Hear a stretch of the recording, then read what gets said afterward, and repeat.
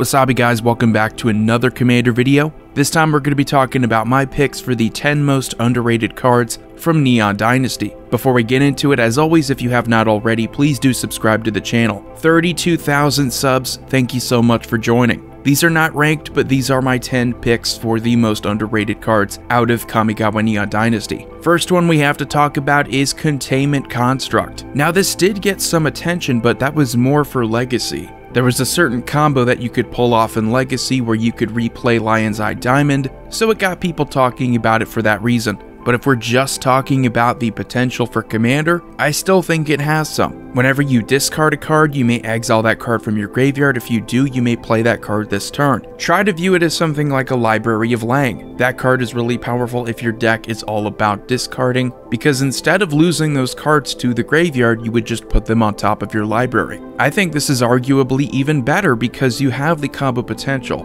You can choose to quickly replay them if you want to. We have a lot of decks that benefit off of discard, and we have a lot of artifact decks that can easily play cheap artifacts. We're talking about Lotus Petal, and you can loop something like that pretty easily. The next card we have to talk about is Discover the Impossible. It's nothing crazy, it's instant speed. You look at the top 5 cards of your library, you exile one of them face down, put the rest on the bottom of your library in a random order. You get to cast the exile card without paying its mana cost if it's an instant spell with mana value 2 or less. If you don't, you just get it to your hand, you don't get to cast it. That right there I think is perfect for Spellslinger, because instant speed, you are going to be getting another instant speed card, and you don't have to pay the mana cost for it. If this were sorcery speed, I wouldn't even consider it, but because it does make your deck a little bit faster, which if you've ever played competitively, that's the name of the game, how can we keep our turn going? And this is a great way of doing that. At the very worst, you look at the top 5 and you end up with a card that you can't cast for free. That's still great to do at the end of your opponent's turn. You have the flexibility and timing with the card's type.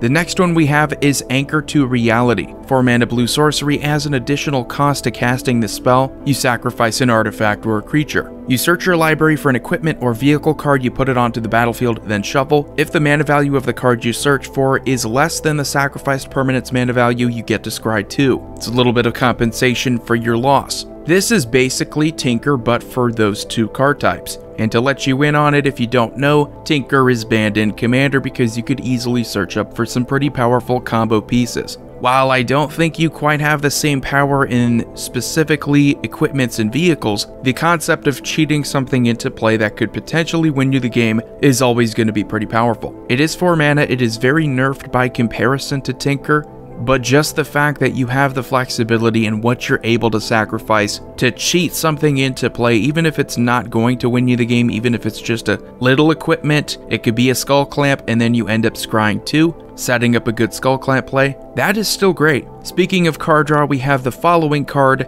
and another one that I really like, Dockside Chef. If you're a fan of Dockside Extortionist, well, this must be the guy who's forced to feed him. And such a multifaceted card here. Multifaceted in the number of ways you're able to synergize. You have enchantments, so maybe you have a sacrifice strategy that's focused on that. You of course have artifacts and creature synergies, but what you're doing here, we just talked about Skull Clamp, and while I don't think this is anywhere near being that kind of staple, it's still pretty darn good. 2 mana a clip. Each time you do this, you're sacrificing an artifact or creature to draw 1 card. It's also worth pointing out that we're talking about a 1-powered creature, which means Shirei Shizo's Caretaker all day. The creature itself is dirt cheap. This same ability could be on a 3-mana creature and I would still say it's probably worth it, but because it's only 1 mana, it's going to be included in a ton of decks, and you know that. We have another black card here, more of the same, which isn't always a bad thing. I know this set introduced a lot of new, but we get yet another creature for the Fleshbag Marauder family. Gravelighter is a 3-mana 2/2 flying spirit. When it enters the battlefield, you draw a card if a creature died this turn. Otherwise, each player sacrifices a creature. So that first part there is a bit of a morbid trigger. Morbid was the ability where if a creature dies, you get an ability. So if you play this after the fact, you get to draw a card. Not too shabby,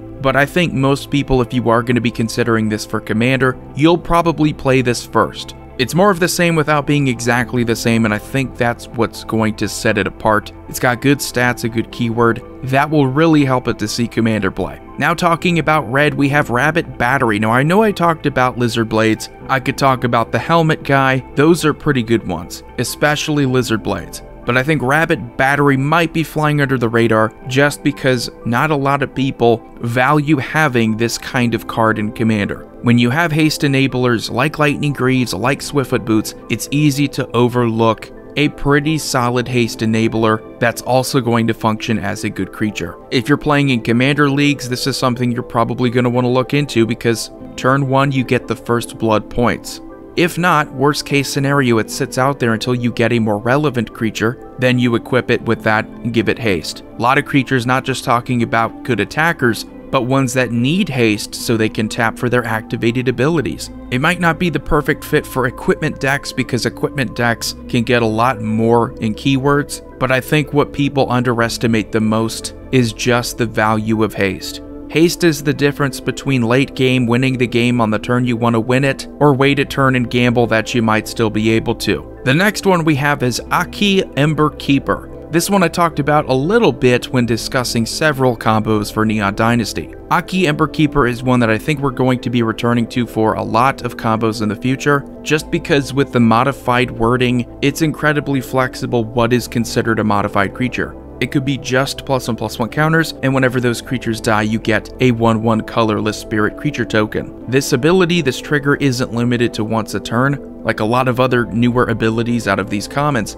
So you have a lot of infinite death trigger loops. You have a lot of infinite ETB loops that are possible with Aki Emberkeeper. It's an enchantment creature too, it's a goblin, so there's a lot to like about this creature. I think we're going to be seeing a lot of this common. Following is a card I've talked about before in a video short, Gorogoro, Disciple of Ryusei. However, that video short was more focused on Gorogoro as a commander option. I think in either way you choose to play him, you have a very solid creature that is going to be, at the very least, one of the best haste enablers you can play in a game. Gives all of your creatures haste for 1 red mana until end of turn. I mean, come on, what's not to like about that? If you're a goblin fan, if you want to get into samurai, he's already one of the stronger ones. And oh yeah, if you're attacking with a modified creature, for 5 mana you get a 5/5 flying red dragon. So just keep activating that for 5 mana. And you don't even have to have any other creatures, you can just keep doing this with Gorogoro and like 1 equipment. Such a good card, but also will put in some work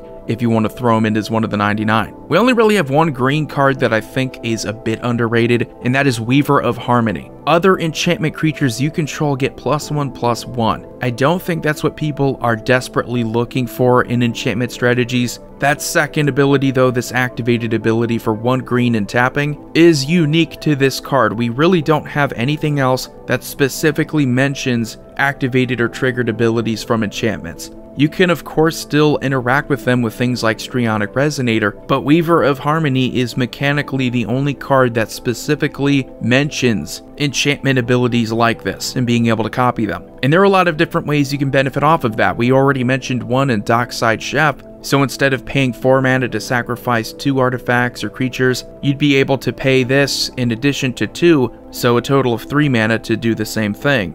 We have Aki Emberkeeper, so if you want to copy that and get yourself another token, go ahead and do that. We of course were reintroduced to sagas in this set, so those also count as triggered abilities. That's what we have here essentially is the enchantment version of Strionic Resonator. If we keep getting more powerful enchantments, this is going to be an even more powerful card.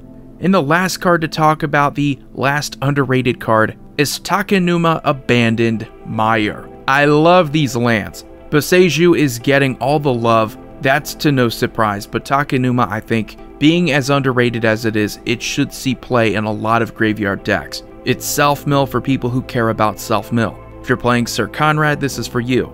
If you're playing Sephiroth, I loved Sephiroth from 2021, one of my favorites of that whole year. This is the kind of utility land you want, because not only do you get all this value in milling or bringing your creature or planeswalker back from your graveyard to your hand, at the very worst, it is still going to come into play untapped, so it's not dead in hand if you have absolutely nothing to do with milling. That's why I think these are so strong. We get a ton of utility lands and it's been like this forever, where if they're dead in the hand, they come into play tapped, and you're still waiting for something good to happen. No waiting at all, you don't have to wait for that mana. If you need the land, if you need a tap for black, Takanuma is there for you. So anyway, that's gonna do it for 10 underrated cards out of Neon Dynasty. Let me know what you think in the comments section below. Commander Void here signing off. I will see you all next time.